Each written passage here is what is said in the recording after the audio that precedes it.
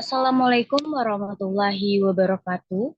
Saya Windy Kurnia Putri. Pada kesempatan kali ini saya akan mempresentasikan tugas pada pertemuan 3. Adapun judul pada presentasi saya pada kali ini adalah tentang teori pembangunan.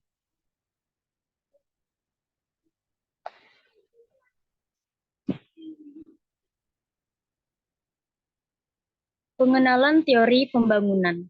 Teori pembangunan adalah landasan konseptual untuk memahami proses pertumbuhan ekonomi suatu negara.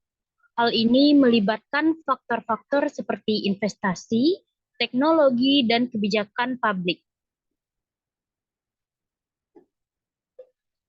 Sejarah teori pembangunan. Yang pertama, pola pikir pra-Perang Dunia Kedua. Sejarah teori pembangunan dimulai dengan pergeseran dari pandangan kolonialisme. Konsep pembangunan pasca perang, setelah Perang Dunia Kedua, konsep pembangunan nasional dan internasional mulai berkembang. Kemudian, pendekatan pembangunan berkelanjutan. Pada akhir abad ke-20, muncullah kesadaran akan pentingnya pembangunan berkelanjutan. Kemudian, prinsip-prinsip utama teori pembangunan. Yang pertama, pemerataan. Distribusi sumber daya yang merata untuk mengurangi kesenjangan ekonomi. Yang kedua, partisipasi, yaitu melibatkan masyarakat dalam proses pembangunan untuk mencapai keberlanjutan. Yang ketiga, pembangunan berkelanjutan, yaitu menjadi perhatian utama dengan memenuhi kebutuhan saat ini tanpa membahayakan generasi masa depan.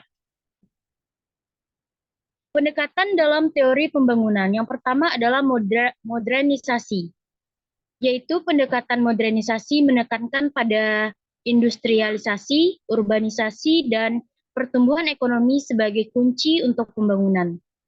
Yang kedua, ketergantungan, di mana pendekatan ketergantungan menyoroti hubungan antara negara-negara maju dan negara-negara berkembang serta implikasinya. Yang ketiga, pembangunan manusia. Pendekatan pembangunan manusia fokus pada kesejahteraan manusia, pendidikan, dan kesehatan bagi indikator pembangunan. Yang keempat, pembangunan berkelanjutan, yaitu pendekatan pembangunan berkelanjutan menekankan pentingnya pertumbuhan ekonomi yang seimbang dengan keberlanjutan lingkungan. Adapun kritik terhadap teori pembangunan yang pertama terfokus pada pertumbuhan ekonomi. Teori ini dianggap terlalu bersifat ekonomi atau dikenal dengan ekonomi mainstream, mengesampingkan aspek sosial dan lingkungan.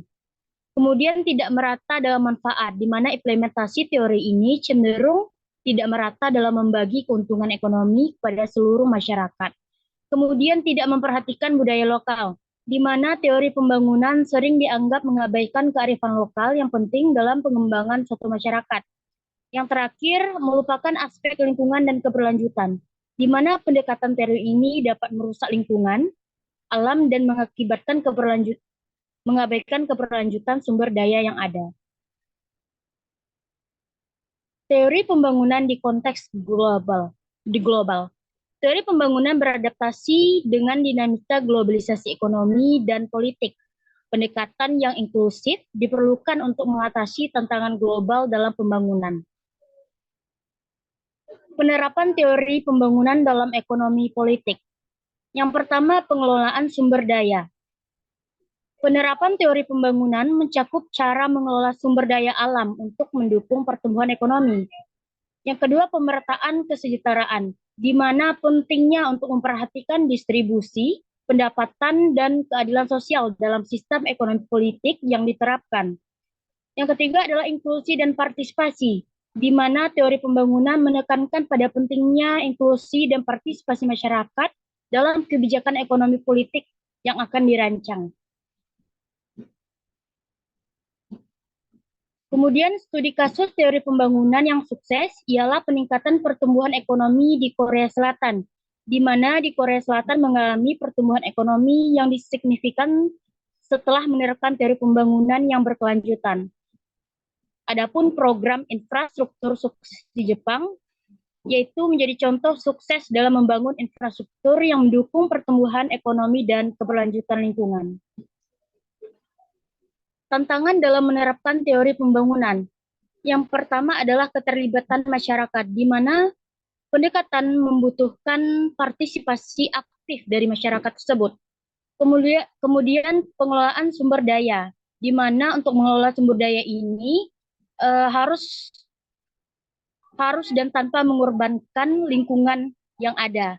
Yang ketiga adalah penanggulangan ketimpangan, di mana mengurangi kesenjangan sosial dan ekonomi di masyarakat. Kemudian yang terakhir adalah pemberdayaan masyarakat, menekankan pada kesetaraan gender dan peran perempuan. Saat menerapkan teori pembangunan, salah satu tantangannya adalah memastikan keterlibatan aktif masyarakat, pengelolaan sumber daya alam berkelanjutan, penanggulangan ketimpangan, dan pemberdayaan perempuan. Hal ini membutuhkan kesadaran kolektif dan tindakan bersama untuk mencapai tujuan pembangunan yang berkelanjutan. Yang terakhir, kesimpulan dan rekomendasi. Setelah mempelajari teori pembangunan, dapat disimpulkan bahwa penerapan prinsip-prinsip pembangunan dapat memberikan dampak positif. Rekomendasi untuk pengembangan lebih lanjut adalah memperkuat pendekatan berkelanjutan dan melibatkan komunitas lokal secara aktif, dan proses pembangunan akan jauh lebih baik. Baik, sekian dari presentasi saya pada kali ini. Wassalamualaikum warahmatullahi wabarakatuh.